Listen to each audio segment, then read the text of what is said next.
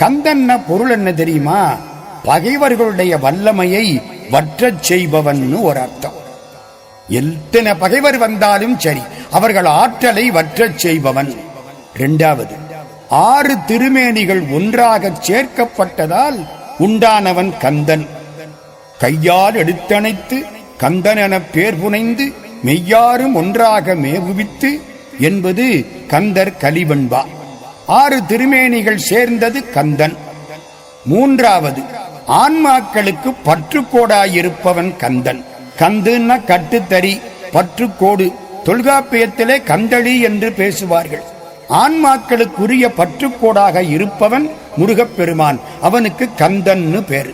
அதனாலதான் நூல்கள் கந்தர் அனுபூதி, கந்தர் அலங்காரம், கந்தர் கலிவெண்பா, கந்தர் சஷ்டி கவசம், கந்த புராணம், கந்தர் அந்தாதி இப்படின்னு பெரும்பகுதி